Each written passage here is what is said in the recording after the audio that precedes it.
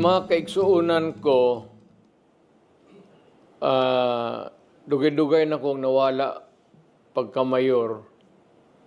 Kung nakit-an pod nako sa pagkawala nako, daghang nausab sa even the landscape, mga building, ang Davao by leaps and bounds has tremendously improved. Traffic is, the congestion is very serious. We might want to improve on this. Wala na tayo dalan ka, we cannot expand San Pedro. Di na tayo pwede mong guba og building sa right or left of San Pedro. That is not possible anymore. What we can do is maybe go to another place, build another city like Makati, like Manila noon. Then there is a Makati, there is a Quezon City. We build satellites. Pero matagal pa yan. In the meantime, we just have to bear with the problem. Ang ano nito is itong mga lights, traffic lights, inutil yan. Hindi talaga, hindi magagana yan. Kaya kung mag-green tapos mag-stop yan, and yet the traffic is convoluted, magsunod-sunod na, pag green, nandiyan pa rin yung mga sakyanan sa gitna, it means tao, manpower talaga. Even in Manila. So, that is a solution that we might want to look into. More warm bodies, human beings to man the traffic. Only during rush hours lang naman. Maglagay tayo ng marami. Pero permanently, ilagay sila dyan. Pero during rush hours, kailangan nandyan sila to control the flow of traffic. Alam mo, isa dyan, mag-conk out, magbara, o magbanggaan. Kung walang tao ang mag-control dyan, magsabi dito tayo muna magdaan, dyan na magkabuhol-buhol yung traffic. So, manpower is what is needed of the moment. We will try to solve the problem. On the other side naman, what does that translate or mean to anybody or everybody? It means that Davao has developed tremendously. Maraming sakyan. Not only Davao City, but yung community. Maraming pumapasok, and yet we cannot expand internally kasi nandyan na yan. What we can do is just control yung traffic sa loob. Tao talaga yan. Kasi yung highway okay na yan. Kukunti na lang. But we need more traffic personnel. So yung traffic division ng police department, we will ask the Philippine National Police to add more men. Total maraming trained motorcycle cops dyan, nag-training. And we would need about, tingin ko, another 50. Another 50. Or even 75. To maintain the smooth traffic. It's really a problem of manpower. Hindi mo masahan yung red tapos green, kasi pag nakabuhol-buhol na, itong wala na magawa itong, wag mo maasahan, hindi mo maasahan yan. Dito ka sa baba magtingin, tao. So, kailangan magbitaw ka ng maraming tao. That is one solution that, or about the own solution at the moment that's in our hands that we can improve on. Kunting pasensya lang kayo. Ang ibig kong sabihin, bigyan ninyo kunting panahon ang gobyerno mag-isip at to implement a solution. Not immediate, but as soon as possible. Parang gano'n. Although synonymous yan, pero yung immediate kasi, urgent at hand, as soon as possible. Because we have to train, you have to go into the budget. Kung may pera pa ba, then train them for about a month or so. Then before we can let them go out to help maintain traffic control. Yung ang nakita ko. Yan ang pag-usapan natin kasi yan ang nakita kong problema. Mapag-usapan nga minsan itong style ng gobyerno. If they want something outside of hindi madala ng o kulang o hindi madala ng Congress o kulang yung flow ng sentiments, yung tawag nila ng popular will ng tao, ang nangyayari, most of the time, ang ginagamit na is not convincing people on the merit, itong may problema sa ating bayan. O we try to solve it, hindi na by mga representative natin sa Congress.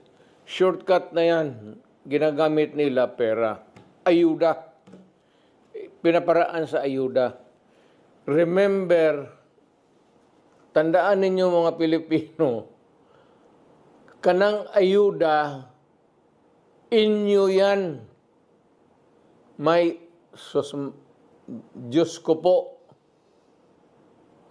walang tao dito sa Pilipinas o milyonaryo man o bilyonaryo na magbigay ng pera baski 1 peso sa inyo. Walang taong magagawa ng laro lang yung mga mayaman. Yang binibigay ng mga politiko, milyonaryo man o mahirap, hindi nila pera yan. Pera ninyo. Kaya kung may problema ang bayan, tapos ang issue na sa harap ninyo, you are made to choose in either referendum or plebiscite, maawa naman kayo sa anak ninyo, future generation. Isipin ninyo yung problema. Yung ibigay ninyo ng pera, kunin ninyo, kay pera ninyo yan. Hindi gago itong nag-imprinta yan sila ng pera, ipamigay. No, it's your money. Ninanakaw nila yan, yung iba. Yung iba naman, kagaya ng Kongreso ngayon, parang nauubos talaga ang pera ng Pilipinas. Parang tubig gastos nila.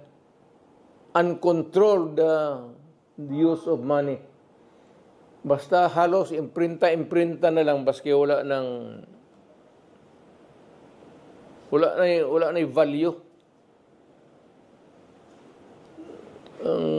Ano kasi natin, ang peso is, ang valuation niyan is, gaano kalaki ang negosyo mo. Kung kagaya ng negosyo mo sa sari store, yung pera mo na papel, piso, 5 pesos or something. Kung dito ka sa mataas, 10 pesos, 50, 100. Kung dito ka naman sa taas, tag 1,000. Ganun yan. Ganun ang ekonomiya. Kung nandito ng ekonomiya natin, yan lang may ibigay natin. Kasi kung baski na bigyan kayo ng sobra-sobrang pera, yung pera mabibili ninyo, mauubos yan. Kung ganun kakapal, kasi ganun kamahal. Yung binibili mo, tama lang sa bibiliin mo. Kasi nagkataas yung presyo eh. Yung huwag ninyo sabihin na pera nakalamang. Hindi, nagtabla yan. Ganun palagi yan. Hindi pwede yung Carne Norte, bababa lang, tapos tataas yung pera mo na mabibili. Ang Carne Norte, habol yan pati sardinas. Ganun ang laro dyan. Kaya kunin mo yung pera, gastusin ninyo, huwag kayong mahiya, huwag kayong tao na mag-guilty. Hindi karapat-dapat, pera ninyo yan. Walang tao dito sa Pilipinas na gago nagbibigay ng pera sa sarili. Pera, ayuda, huwag ninyong, huwag kayong magkaroon utang na loob. Pera ninyo yan. Nilalaro lang tayo. Tanggapin ninyo yan, pera ninyo. Sabihin ninyo, dagdagan pa ninyo. Kasi yung pagod namin pagka-Pilipino, kulang ito. Ika'y nagtatrabaho, laborer ka, nagkukontribute ka sa economy ng Davao, mga building, someday yung ginamasa mo ng simento, maging building yan. You improve the economy kasi yung mga building yan may mga kwarto-kwarto. So marami magpasok ng magkailangan ng mga kwarto-kwarto, negosyo. Magtayo sila ng mga building ito, kailangan nila ng mga... Ganun ang ano niyan. Ibig sabihin, walang libre dito sa buhay na ito. Pinaghirapan mo yan. Inyo yan. Tanggapin ninyo, inyo yan. Huwag kayong magpasalamat. Yan ang mensahe ko para sa Pilipino. Sa mga kaigsunan akong Pilipino, mga kapatid ko, sa lahat na, sa buong bayan ng Pilipinas, Pasko ngayon, somehow, as your former president and a leader of the community, I have to give my yearly marinig man lang ninyo yung ano ko sa what's in my heart. Ang ano ko lang isa na sana maawa ang Diyos at yung ekonomiya natin ay hindi bababa, medyo umaakyat for us to have the opportunity for lahat na gainful employment for everybody and enough money circulation to help others to maintain a little enterprise or business and makahanap buhay ng mga sariling kanilang mga negosyo at maliit na whatever is there. Basta something that is gainfully employed para makatulong sa buhay. So in the spirit of Christmas, I am giving this message with the hope that everybody is comfortable now, at least a little bit. Mas improvements of yesterday at sana magpatuloy ang law and order na ngayon. Hindi masyado magulo ang bayan natin. At yung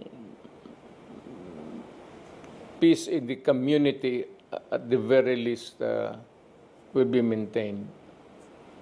So allow me to greet everybody, every Filipino, to greet you Merry Christmas and a Happy New Year. At sana itong susunod na taon ay would be better than what we have previously in the last year sa buhay natin. Hinihingi natin yan sa Diyos. Sana marinig naman tayo yung pleadings natin for peace and security for our country, and the prayer, the pleadings that the business sector will improve, and everybody, I said, gainfully employed in the year that would come ahead of us. With that, it's my fervent hope that you will have a good year sa ating buhay sa pagkapa-Pilipino natin. Again, Merry Christmas and a Happy New Year to all of you. Maraming salamat.